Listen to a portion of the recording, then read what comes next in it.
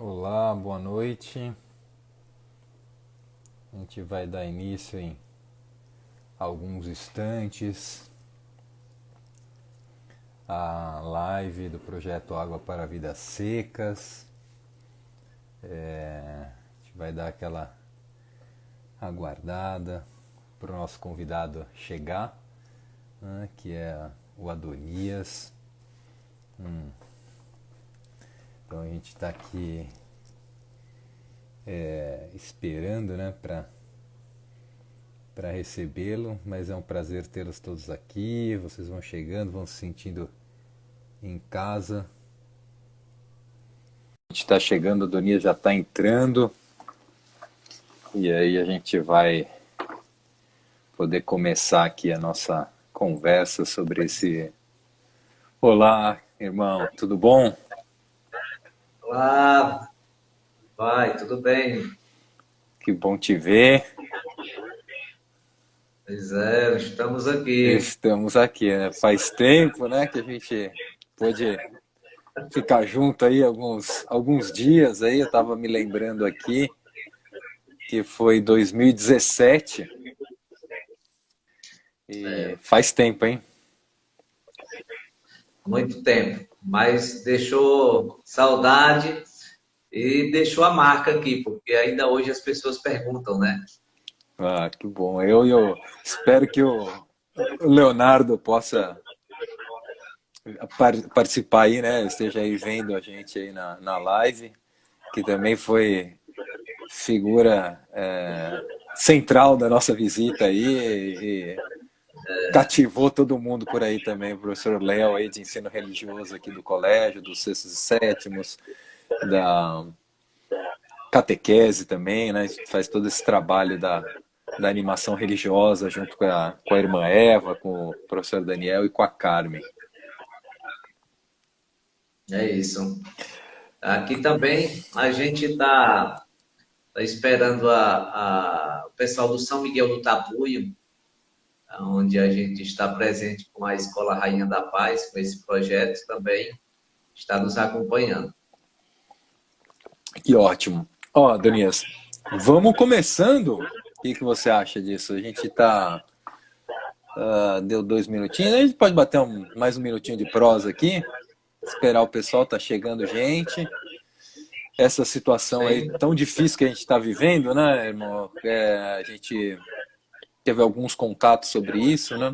Da pandemia e a situação que se agrava aí. Agora a fome. Ano passado a gente conversava bastante sobre isso também, né? Sobre o aumento das pessoas que estão passando fome e necessidade, né? E aí tem todo um trabalho de vocês aí muito importante em relação a isso, né? Aqui começou em 2020, em abril de 2020, aí a Caritas Brasileira, com a CNBB, lançou a campanha É Tempo de Cuidar. E assim a gente se fez presente solidariamente na vida de muitas pessoas, na vida de muitas comunidades. E ontem tivemos a alegria de fazer o lançamento da segunda etapa dessa campanha, envolvendo aí de forma integrada todas as dioceses do Piauí, todas as paróquias, né, de todas as dioceses estão envolvidas, articuladas e sintonizadas na realização dessa grande campanha. É uma situação aí que daquelas muitas que a gente imaginava ter superado e que não superamos, estamos longe disso ainda. Adonias, vamos começando aqui nosso papo aí sobre o projeto Água para Vidas Secas. É um orgulho ter aqui você aí nessa conversa. Eu vou iniciar o nosso papo com uma contextualização, né, sobre o projeto que teve início em 2003. Então tem muita história aí de parceria, né? Muitas pessoas da escola e muitas pessoas aí do Piauí que participaram e colaboraram diretamente com o projeto. Então lá em 2003 nasce o projeto. Ele tem como intenção a doação, né, de toda a arrecadação que o colégio consegue na festa junina, né, uma festa junina bem grande que o colégio tinha até 2019, né, com muita gente, circulação de mais de 3.000 pessoas na escola, um dia muito especial. E aí, nesse sentido, toda a arrecadação dessa festa é, então, encaminhada.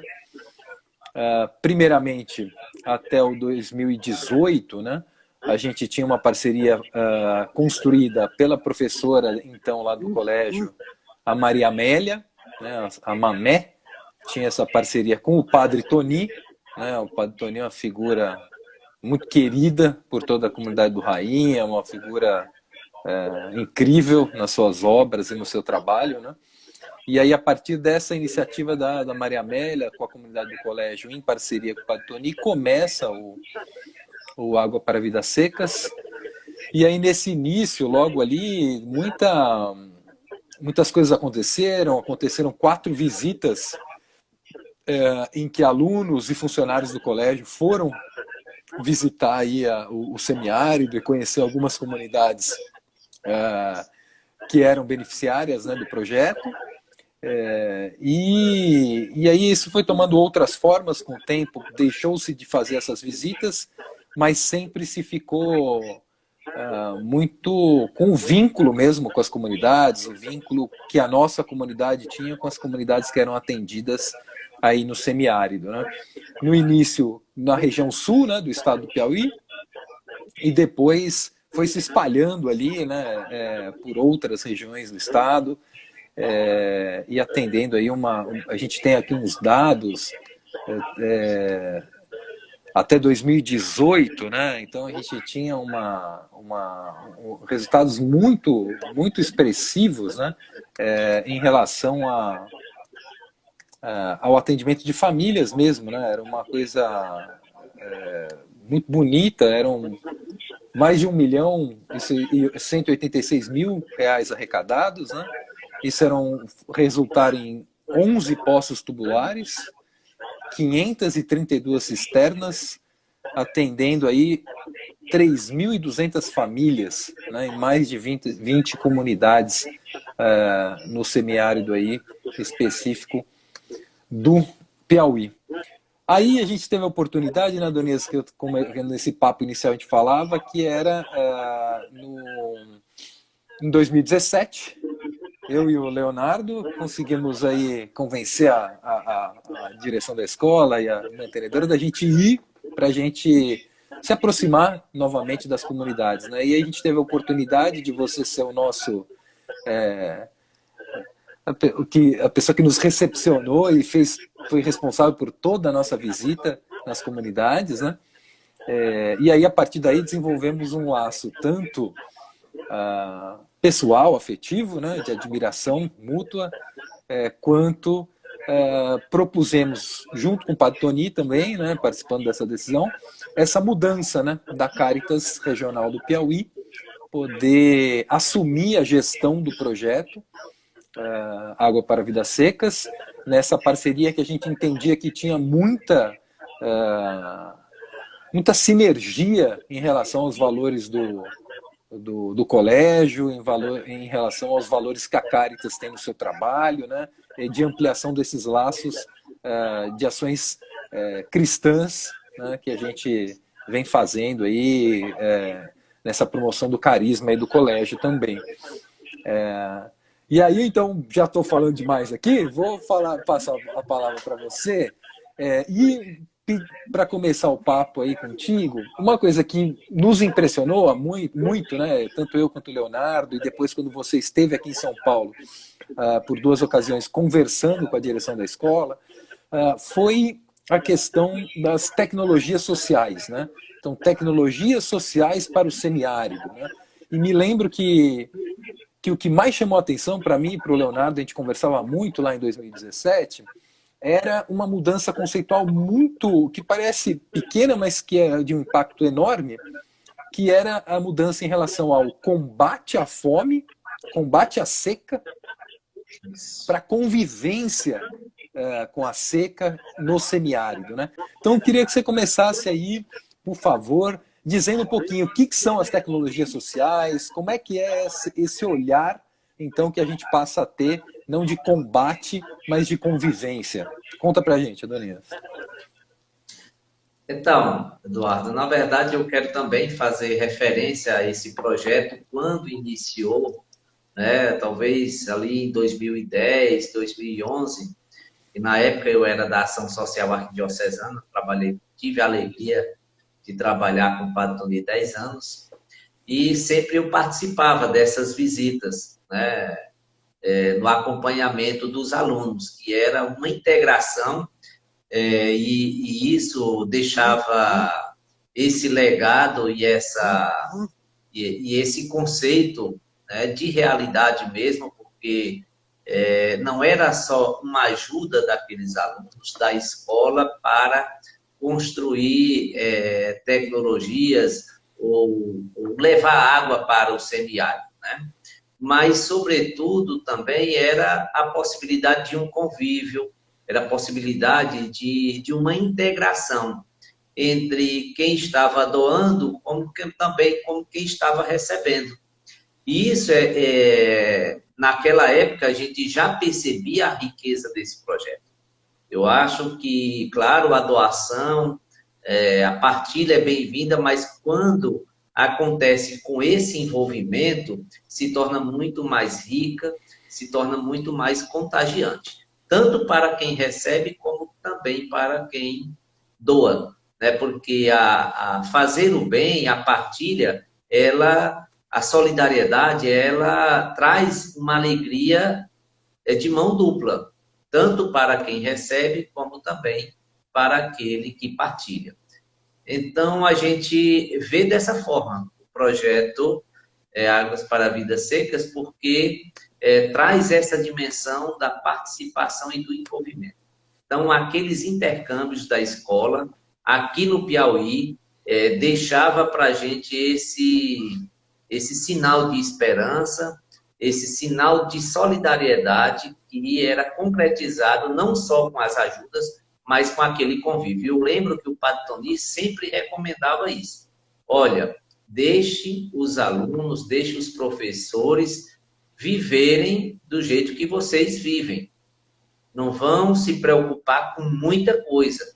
Claro que quem acolhe quer preparar, quer ambientar, mas não precisa vocês mostrarem o que vocês não são.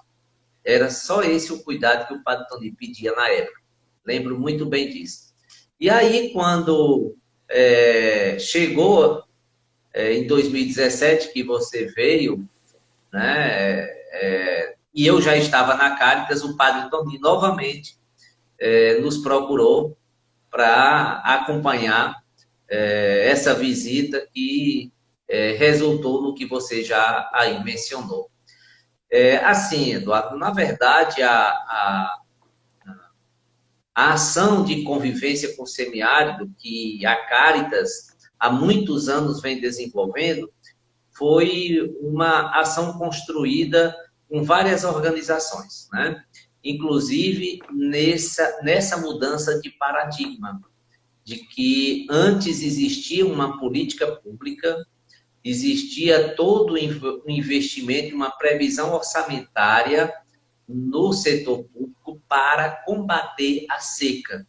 E combater a seca era com ações emergenciais, distribuição de cesta básica, distribuição da água através do carro-pipa, e a gente via que, e a sociedade também via e sentia, que daquela forma não haveria mudança, não haveria autonomia. E aí a gente começou a trabalhar não mais o combate à seca, mas a convivência com o semiárido na perspectiva do direito. E não de uma esmola, não de uma política paliativa e emergencial. Assim como o Sul, assim como outros países europeus, os países europeus se adaptam ao frio, se adapta a outras realidades climáticas.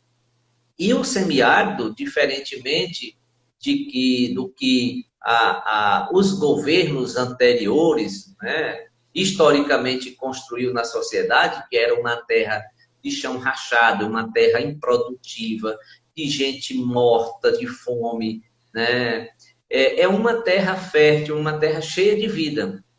O que o semiárido tem, né, que na verdade a gente precisa adaptar, são os períodos de chuvas muito espaçosas.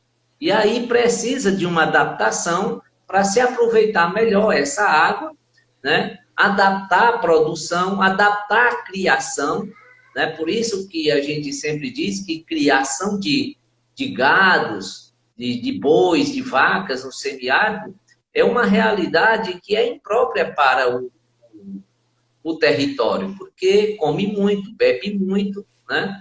Então, se investe mais na criação de pequenos animais, né? Não que a vaca, o boi não possa ser parte da nossa cultura, mas, claro, deve ser a região, o território exige que seja em menor quantidade, né? E aí veio essa proposta, né, que hoje é uma política pública, a convivência com o semiárido, as tecnologias de convivência com o semiárido foram absorvidas, construídas pela sociedade civil e absorvida pelo governo como política pública. Então, são várias tecnologias sociais, né? Mas aqui a gente pode citar as três que a Escola Rainha da Paz conhece mais e trabalha mais aí nessa proposta formidável aí da escola, né? De enculturação, de trabalhar a dimensão solidária, evangélica e cristã dos alunos. Eu acho interessante, faço um parêntese para isso, porque a escola ela tem a finalidade de construir conteúdos, né? Estabelecer metas para os alunos, os rankings da vida aí que hoje todo mundo corre atrás, né? E as escolas, principalmente as escolas católicas, né, elas têm essa preocupação de formar o ser humano trabalhando a dimensão humana, afetiva e religiosa, né? Então, quando integra a religiosidade à realidade, né, isso gera compromisso cristão. Isso é formidável a proposta. Tive a oportunidade de visitar essa catequese, se assim a gente chama, né, catequese, mas outros chamam de vivência, né, de interação, né, seja que nome a gente possa dar, mas é muito válida para a formação humana e cristã dos alunos e alunas. Então, voltando para as tecnologias, a gente trabalha, inclusive, nessa parceria com a Escola Rainha da Paz, com 3 tecnologias. Cada tecnologia dessa tem uma finalidade, né? E é adaptada também à região onde vai estar sendo implantada. Nós temos a cisterna de placa de 16 mil litros de água, que ela tem a finalidade do consumo humano, que é um reservatório de 16 mil litros, construído coletivamente com a comunidade, envolvendo a família, né, que está recebendo. Ela não é coletiva, ela é individual, para cada família uma cisterna, e é de captação da água da chuva que cai no telhado, né? Por isso que só é adaptada àquela casa que é coberta de telha. Então, essa tecnologia, essa cisterna, tem toda uma forma de construir, de forma, vamos dizer assim, artesanal, porque a família tem uns moldes que a família recebe um treinamento para fazer umas placas, né, de pré-moldados. No quintal mesmo se faz, em mutirão com as outras famílias. E é construída essa cisterna. Em seguida, o grupo dessas famílias participa de um curso que a gente chama de formação para saber como preservar, como cuidar dessa cisterna e cuidar da água. Porque a água ela está no reservatório e precisa ser cuidada para não haver contaminação. Então, tem esse curso, né, essa formação que as famílias recebem, né, como parte da tecnologia, né? A outra tecnologia é uma também cisterna, são 2 tecnologias, na verdade, para a mesma finalidade. É a cisterna calçadão e a cisterna de enxurrada. Ambas, elas têm a finalidade não para o consumo humano, mas sim para a produção de pequenos quintais produtivos e para os pequenos animais. Essa cisterna ela tem uma capacidade maior, é de 52 mil litros de água. Junto com essa cisterna, a família é incentivada a cultivar um quintal produtivo próximo da cisterna, aonde também faz parte dessa tecnologia um kit, né, um caráter que a gente chama de caráter produtivo, que são ferramentas e utensílios que a família recebe junto com a cisterna para fazer o cultivo do quintal produtivo. Sim. E assim também servir para os pequenos animais. Essa cisterna ela tem um formato semelhante à cisterna para o consumo humano, só muda o tamanho e a forma de captar. A forma de captar da cisterna pequena, 16 mil litros, é o telhado, e essa cisterna calçadão, a forma de captar a água da chuva é em um calçadão que é construído de concreto, também com placas, né, pré-moldadas, feitas pelas famílias, com a ajuda de um profissional, de um pedreiro. É uma quadra de 200 metros quadrados, que deve ser também cuidado para os animais não sujarem, para quando a chuva cair, né, esse calçadão ele é levemente inclinada para a cisterna, receber essa água desse calçadão. Lembrando que todas essas cisternas, elas ficam grande parte no subsolo. Ela fica, de certa forma, se cava um buraco para fazer a cisterna e grande parte dela, mais da metade dela, fica abaixo do nível do solo. Por isso que a leve inclinação do calçadão dá condições de levar água para a cisterna.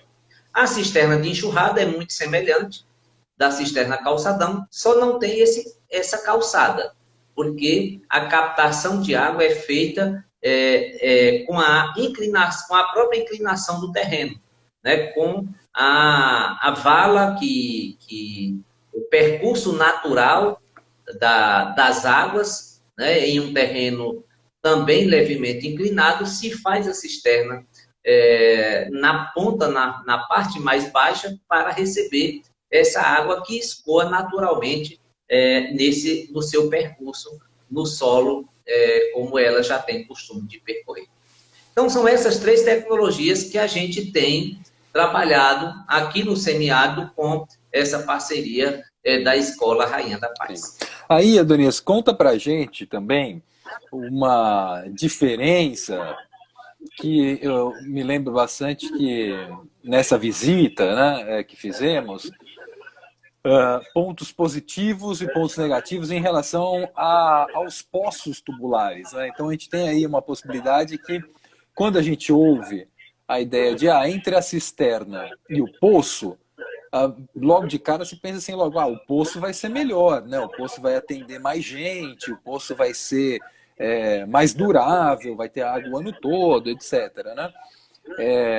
Mas aí, vendo a realidade das comunidades, não é bem assim, né? Então, eu queria que você falasse um pouquinho para a gente qual que são as vantagens e desvantagens aí do poço tubular e frente às cisternas, né? Pensando essa ideia, então, que a cisterna ela está com um uso individual, né? Uma coisa que me chamou muito a atenção numa das comunidades que a gente visitou, que tinham já cisternas, essas duas cisternas na mesma propriedade, que a cisterna estava inclusive vinculada já ao encanamento da casa, né? Então, assim, a água da casa já vinha da própria cisterna, né? Então, às vezes a gente tem uma visão um pouco distante daqui, que seria só, então as cisternas teriam que ser você pegar com a canequinha, com o balde a água, né? E aí tomar o banho com o balde. Não necessariamente é isso, né? Ela já está incorporada também a essa estrutura da casa. Então, esse aspecto que eu achei bem relevante, mas queria que você falasse um pouquinho da diferença aí, vantagens e desvantagens aí dos poços. É isso. Não que o poço não tenha suas vantagens. Tem. Mas, primeiro, a cisterna, quem cuida da cisterna é a própria família, né? Ela que faz a gestão da sua água, ela que tem o cuidado e mantém essa cisterna. Isso leva-se em consideração a relação que essa família tem com aquela tecnologia que garante, inclusive, a permanência, garante de certa forma não, diretamente qualidade de vida para essa família, porque antes essa família tinha de se deslocar alguns quilômetros para até o poço, a fonte, para buscar água para o consumo de casa. Mas uma diferença assim, bem emblemática com relação ao poço, que nós que defendemos essas tecnologias, que nós sempre pontuamos e desmistificamos, de certa forma, de algumas comunidades, que até porque a gente sempre tem e busca envolver as pessoas da comunidade nos processos de execução e gestão dos nossos projetos. E aí, às vezes, a comunidade, através da comissão gestora, começa a sugerir, mas não seria melhor pegar essas 10 cisternas e construir um poço? E aí a gente vai desmistificar algumas questões. Primeiro, o poço, ele requer manutenção. Ele precisa do óleo diesel, né, que é uma energia fóssil. Ele precisa de energia elétrica, que não é barata, nem o diesel também é barato. E aí, o que é que isso vai gerar? Né? A comunidade vai ter dificuldade de manter, porque a comunidade muitas vezes não tem renda, né? E aí termina a comunidade indo buscar do gestor público, de um vereador que mantém aquela comunidade sob o seu domínio político. Então, gera uma dependência política, né? Gera corrupção, porque esse político, né, geralmente é o dono do posto de gasolina, né? E aí, muitas vezes, o que é aplicado naquela comunidade é inferior ao que a comunidade consome em termos de manutenção do poço. Sem falar nos problemas que tem a bomba, né? E, por fim, também a água do poço, ela não é infinita, ela é finita. O poço pode secar, sempre que vai se perfurar um poço, é uma incógnita, a gente não sabe a qualidade, não sabe a profundidade exata da água, e aí, às vezes, o investimento, né, corre um risco, sempre é um risco, né, do ponto de vista do investimento da comunidade. Eu digo que é da comunidade porque quando um projeto vai para uma comunidade, aquele recurso passa a ser da comunidade. Então, tem as suas grandes diferenças, né, e os benefícios e as vantagens da cisterna por conta disso. E a cisterna, quando ela é bem manuseada, do ponto de vista na gestão que a família faz, né, da cisterna, ela é suficiente, tem água suficiente, sempre no semiárido chove o suficiente para manter a cisterna cheia no período de chuva. E ela é suficiente, no caso da cisterna para beber, para uma família de 5 pessoas pelos meses de estiagem que sempre tem no semiárido. Sim. Isso já é não só somos nós que dizemos isso, mas a própria Funasa já qualificou a água e também tem essa mesma perspectiva e essa mesma conclusão científica. Esse tema até da qualidade da água também é um capítulo à parte ali, né? Daí é para a gente falar disso, da planta, que dá para colocar para cuidar da água, ou o que se coloca para manter a água da chuva ali também com qualidade. Aí eu queria abordar um outro ponto, Adonias, que tem a ver com isso que a gente estava falando, que é, quando a gente visitou em 2017, aconteceu da gente descobrir que tinham comunidades que tinham o poço furado, né? Mas não tinha bomba para puxar a água do poço, né? E aí a bomba estava onde? Estava justamente onde você falou, muitas vezes na mão de grupos políticos ali, que tinham alguma influência. Então, se ganhava a eleição, ligava bombas, perdia a eleição, desligava a bomba, alguma coisa assim nesses termos, né? Então, eu acho muito bonito essa ideia da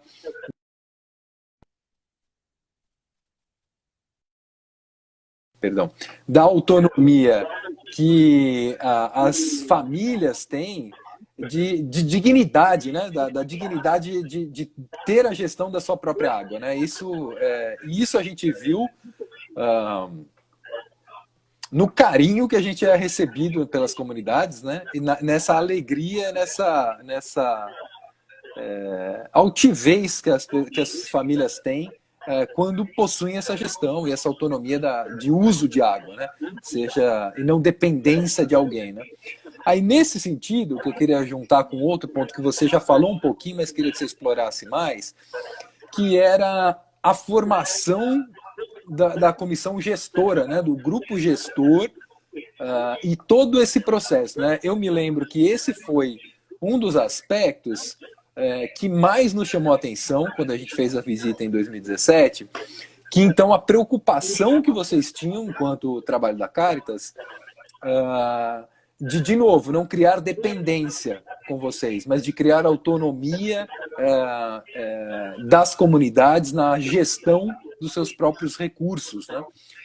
Então, queria que você falasse um pouquinho disso. Como é que é esse processo? Porque não é um processo assim, chega lá, escolhe meia dúzia de famílias e monta a cisterna, né? Não é nem um pouco assim. Então conta pra gente os princípios e um pouco esse passo a passo e por que a Caritas acredita nesse trabalho e por que isso é tão importante para o Rainha da Paz também. Eduardo, essa parte é a parte que eu mais gosto de falar, que é a que eu mais me identifico, sabe? É o processo metodológico que a Caritas desenvolve suas ações. Não só a Caritas, a ASA também, né? Várias outras organizações da sociedade civil levam em consideração a participação e o protagonismo das comunidades, né? E a gente, quando entra numa comunidade, a gente tem uma meta última, que é sair daquela comunidade. E a gente quer sair quando aquela comunidade está empoderada, está protagonista, com lideranças, para trabalhar o processo de reivindicação e defesa e buscar dos seus direitos, né? Com relação a esse processo de participação, a Caritas tem algumas estratégias. Como é que garante a participação, né? Que aí é o nosso diferencial. A gente entende como uma estratégia para garantir essa participação da comunidade, e aí a gente tende a ampliar, comunidade não é só o público beneficiário, não é só as famílias beneficiárias, é a comunidade mesmo. Então, a gente desenvolve como estratégia, como a primeira coisa, ao iniciar um projeto, ou começar um trabalho em uma comunidade, que não necessariamente tem que ser pelo projeto, é a criação de uma comissão gestora, composta por representantes de famílias que possam ser beneficiadas, com representação do poder público, e aí aqui a gente sempre se referencia na política de assistência social, a gente busca os CRAs dos municípios, mesmo que sejam deficientes no ponto de vista de operacionalização, né?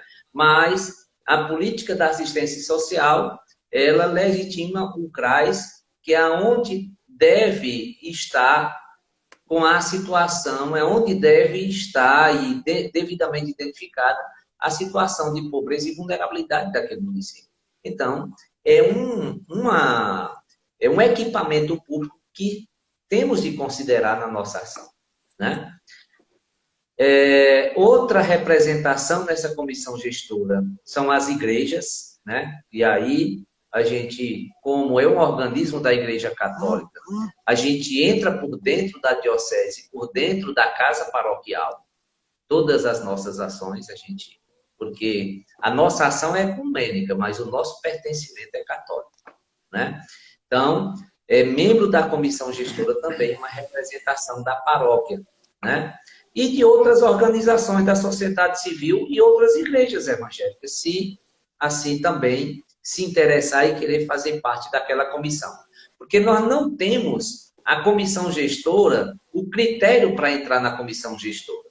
A gente identifica se lá tem associação, se lá tem sindicato, se lá tem igreja evangélica, se lá tem CRAS, quem é. Paróquia a gente já sabe que tem, que é o nosso espaço, né? E aí vai compondo essa comissão gestora. E a primeira atividade que a gente faz em um projeto, que aqui a gente está falando de um projeto, é apresentar esse projeto para a comunidade. Quais são os objetivos, quais são as atividades a serem desenvolvidas e quais são os recursos que o projeto dispõe para cada atividade, para o projeto todo. E aí, a comissão gestora, ela vai deliberar, vai fazer a gestão desse plano. Nós chegamos em São Miguel do Tapuio, inclusive quero me referenciar aqui a dois membros da comissão gestora que está lá, sempre à nossa disposição, os grandes articuladores, né? A Maria Félix, né? E o Daniel, que sempre ficam nos aperreando aqui, né? O Daniel e a Maria Félix, né? De quando as atividades começam, toda semana está nos ligando aqui. Então, com essa comissão gestora, a primeira coisa que a gente faz quais serão as comunidades onde esse projeto vai desenvolver suas atividades. E aí a primeira coisa é definir as comunidades. E aí, claro, a gente tem um critério, que é das situações vulneráveis, a mais vulnerável, né? E depois, quais serão as famílias beneficiadas? E aí a gente aplica o cadastro socioeconômico da família, e aí a comissão gestora, com aquele cadastro, né, faz a seleção das famílias, né? E aí o nosso papel na comissão gestora, que vocês sabem que sempre há, é de não ter interferência política e de preferência. Porque interferência política não é só partidária, não é só para a eleição, mas às vezes é amizade, às vezes né? Então a gente dá essa autonomia para a comissão gestora, mas observando se percebemos algumas tendências dessa natureza.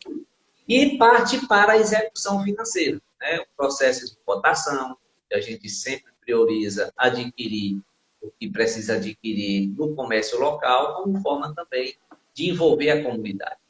E aí, uma das coisas que o projeto vai acontecendo e que talvez o projeto também alcança, são outras situações, outras problemáticas que se desenvolvem, outras ações, inclusive de incidência, né? A gente sempre pauta a questão de audiências públicas a partir de um problema, seja de uma escola, de um posto de saúde, de uma estrada, que tem naquela comunidade. Não, a gente veio foi construir esse externo. Não, mas tem essa estrada, ou esse posto de saúde, ou essa... Então, vamos fazer uma audiência, aí a gente entra numa interface de igreja, né, que aí a gente é mais ouvido, né, oficializa, formaliza o pedido de audiência, realiza e a comunidade pauta aquelas situações.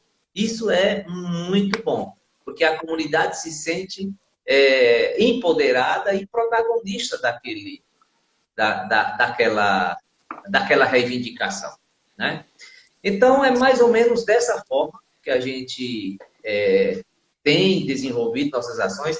A gente termina assumindo festejos, um grupo, na verdade, o grupo daquelas famílias, né, e daquela comunidade termina assumindo noites de festejo, né? Hoje, no planejamento dos festejos da cidade, né? Não, é a família das cisternas da Caritas, né?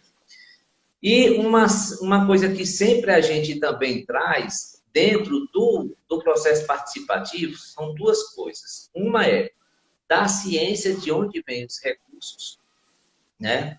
Que aí a gente traz, principalmente, não dizendo nomes dos doadores, mas dizendo que é fruto de ajudas. A gente não tem vergonha. Isso é fruto da solidariedade das pessoas. E aí a gente também termina assumindo e motivando e trazendo, construindo estratégias de solidariedade coletiva dentro da comunidade, para traduzir, né, e disseminar a partir do fruto que eu recebi, eu também praticar com outras pessoas. Então, é a solidariedade transformadora. Acho que esse elemento é muito belo, né, Adonis? Porque, de novo, é trazer essa questão da dignidade do ponto de vista humano mesmo, né? Então, de eu acreditar que não é só a água, né? É tudo que vem com ela, né?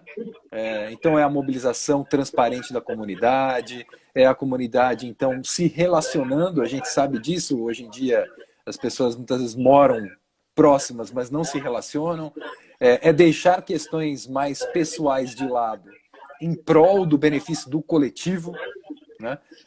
E esse processo até de a própria comunidade eleger quem serão são mais vulneráveis e, portanto, serão atendidos, e isso traz uma dimensão de solidariedade ali, de vivência solidária, que é muito belo, né? Muito, muito bonito e sempre por uma abordagem da verdade de vocês, né? Então, nunca chega com uma promessa assim, olha, eu tenho um recurso aqui, vamos ver como que a gente vai distribuir. Não, o recurso é esse, a fonte do recurso é essa.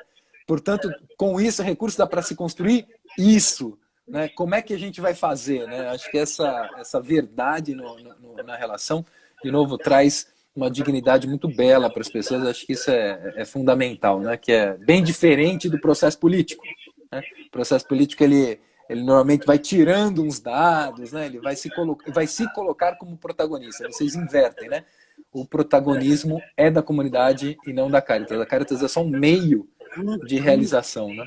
Então, aí nesse sentido, Adonis, queria que você falasse um pouquinho, porque veio a pandemia, né? E a pandemia nos desmobilizou na busca por salvar as próprias vidas, né? Então, acho que essa é a questão que a gente está vivendo atualmente. Como é que estão os projetos? Assim, o que falta? Os projetos, então, que chegaram os recursos ali de 2019, né? Em que ponto que estão? Quais são essas comunidades? O que falta ser finalizado? E aí a gente vai caminhando para esse fim, né? Porque faltam 15 minutos para a gente ir encerrando nossa conversa e falar um pouquinho disso, e aí depois a gente faz uma finalização. Ok, Eduardo. Na verdade, queria acrescentar mais uma coisinha daquilo que você estava falando, né? Quando a gente envolve as pessoas, inclusive na gestão financeira, isso gera cuidado e compromisso, até mesmo na aplicação dos recursos. Porque eles são motivados e começam a perceber que podem fazer muito mais do que aquilo que estava previsto, se caso economizar, se construir parcerias. Em São Miguel do Tapuio, a comissão conseguiu a perfuração dos buracos com a prefeitura, né? Com a máquina da prefeitura, aquelas máquinas lá do parque, né? Isso foi mediante uma articulação, né? Inclusive, quero mandar aqui um abraço para o Daniel pediu para fazer isso, viu, Daniel? O seu Kim Amaro, né? Que é o apelido dele, mas é Francisco Amaro, lá da Ponta da Serra, lá em São Miguel do Tapuio. Mas, assim, com relação a como está o projeto, né? Claro que a gente sofreu aí essa paralisação devido à pandemia. Né? A gente estava previsto a construção de 25 cisternas nesse projeto que a gente está em execução, né, lá em São Miguel do Tapuio, né? Construímos 12 cisternas, né? Conseguimos concluir 12 cisternas, veio a pandemia e, infelizmente, tivemos de interromper para também não colocar as pessoas em risco, né? Agora nós retomamos, mas antes da gente retomar, a Escola Rainha da Paz nos fez uma provocação, inclusive diante da situação emergencial que está vivendo o Brasil, não é o mundo, aliás, não só o Piauí, de refletir conosco se não era melhor investir nessa situação emergencial, na aquisição e distribuição de alimentos, né? Como a gente já havia acordado com as famílias, com o município, com a comissão gestora, que seriam 25 cisternas, a gente resolveu pedir e refletir, pedir a reflexão da Escola Rainha da Paz, devido a esse compromisso que já havia sido firmado com a comunidade, né? E aí a escola fez uma complementação e a gente fez um enxugamento das atividades, principalmente atividades de viagem de formação, né? E a gente conseguiu atender emergencialmente, né, as famílias com a aquisição de alimentos e kits de higiene, não é isso? E sem prejudicar a continuidade do projeto, e estamos em processo de construção de 13 cisternas, né, lá em São Miguel do Tapuio. Já foram selecionadas as famílias, a comissão gestora se reuniu, né, mês passado, já nos passou a relação, os cadastros dessas famílias. A gente já está na fase da cotação e vamos começar de forma também cuidadosa, cumprindo todos os protocolos, que aí eu ressalto que a Caritas tem um plano de contingência com orientações concretas de como evitar a contaminação e a disseminação do vírus. Então, a gente está nessa finalização, né, de mais 13 cisternas para concluir o projeto. Infelizmente, as nossas ações elas estão mais voltadas para essa ação emergencial, o que se faz necessário, né? A gente discutia hoje na reunião do Conselho Nacional da Caritas, na questão da arrecadação e distribuição de alimentos, mas sem perder de vista a dimensão política, sem perder de vista que nós não podemos substituir o Estado, que é quem tem o dever, quem recebe nossos impostos, para dar essas garantias para as pessoas mais pobres e para todos nós, né?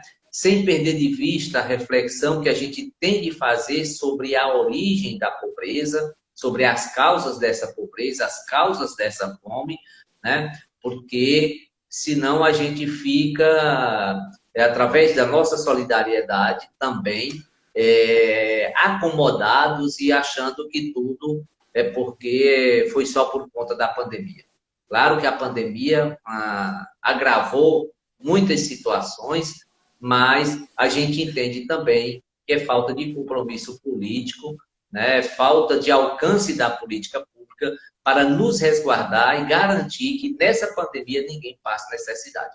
Esse é o nosso compromisso. A gente faz a ação emergencial como uma emergência mesmo, mas como uma dimensão solidária, que nós temos essa missão.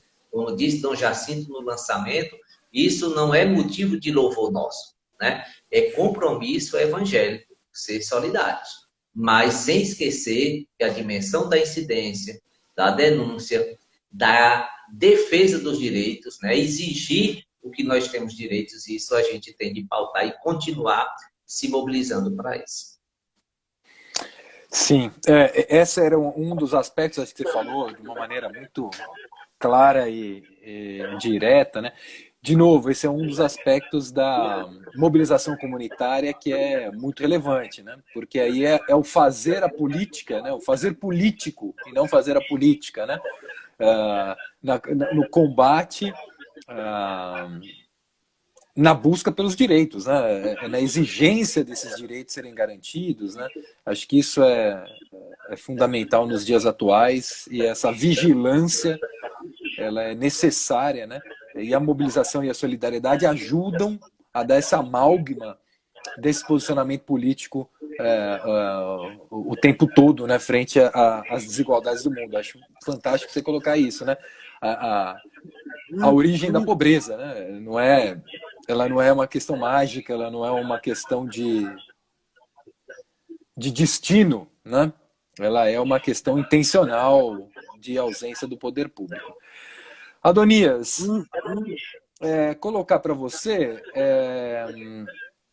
5 minutos aí para você fazer dar uma mensagem final, fazer um encerramento, e aí em seguida eu também faço um encerramento, que eu já vi algumas pessoas aqui perguntando, mas como que faz para participar do projeto, como é que pode contribuir, aí eu vou fazer um fechamento com esse sentido. Então, conte para mim aí, fale um pouquinho aí os seus 5 minutos aí para a gente ir finalizando. Na verdade, eu começo fazendo esse apelo. Eu acho que quanto mais conscientes e menos dependente a sociedade tiver, mais condições e mais dignidade nós vamos ter.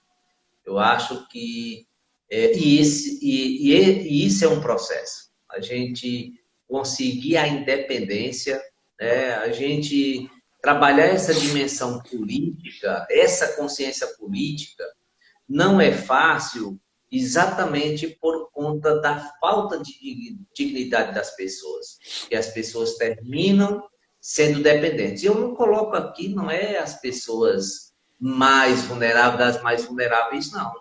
Né?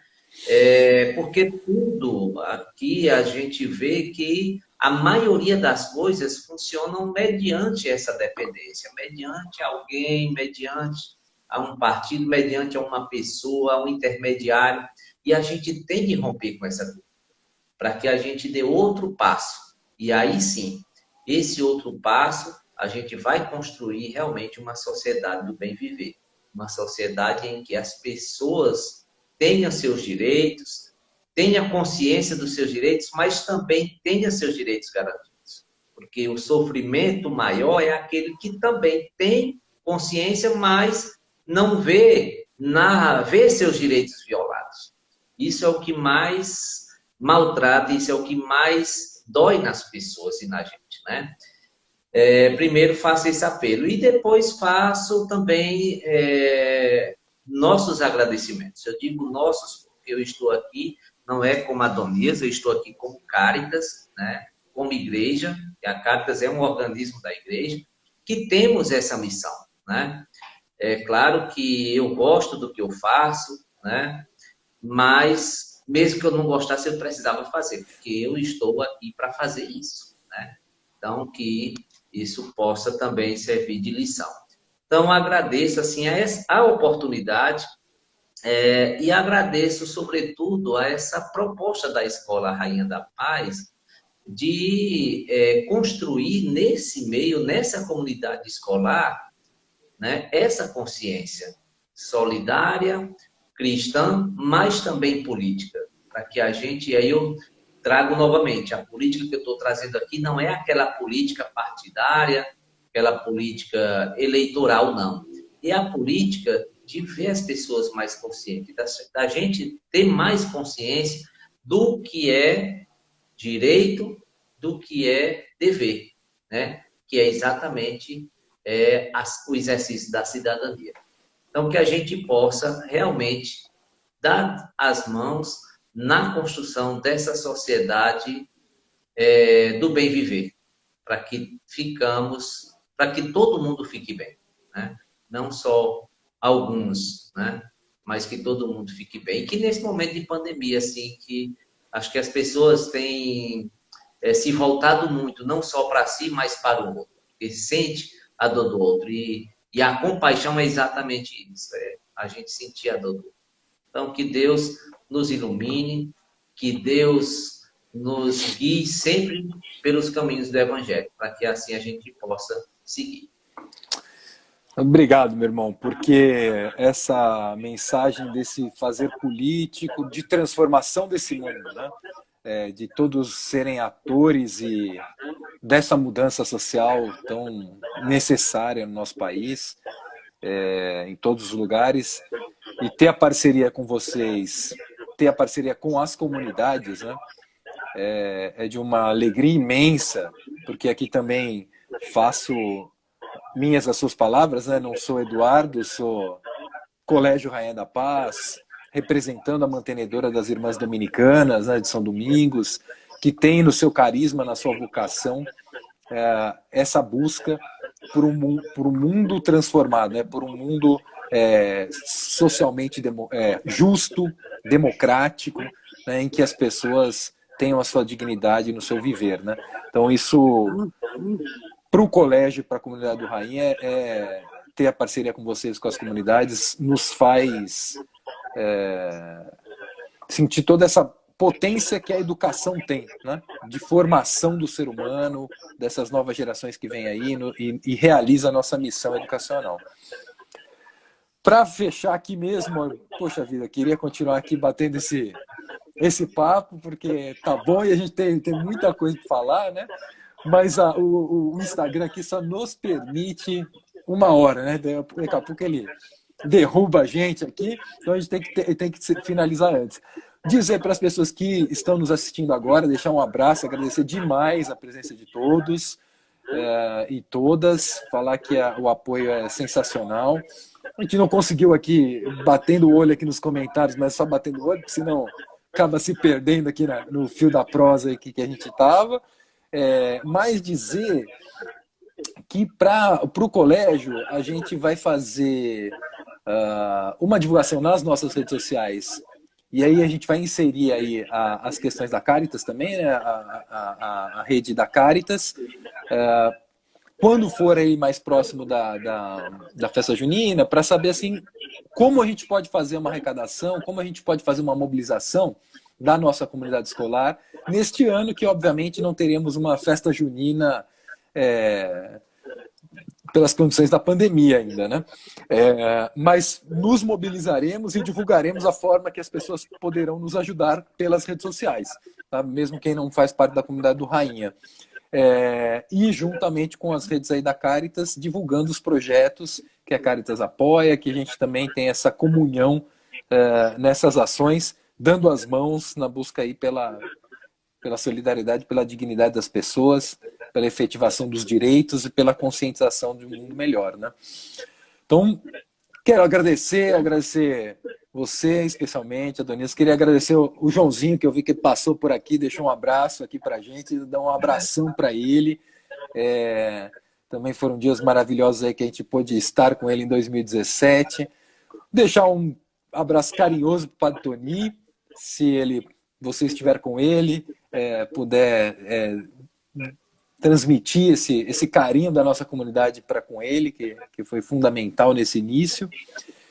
E agradecer a todos mesmo, né? Então, deixar um abraço, agradecer a presença, e é isso. Acho que a gente tem que finalizar, infelizmente.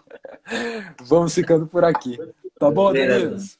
Muito bom. Grande abraço para todos da família da Rainha da Paz. Tá bom, então. Então, brigadão. Tchau, tchau para todo mundo. Grande abraço. E a gente vai ter outras oportunidades aí para conversar mais sobre essas ações. Até mais. Boa noite. Tchau, tchau. Boa noite.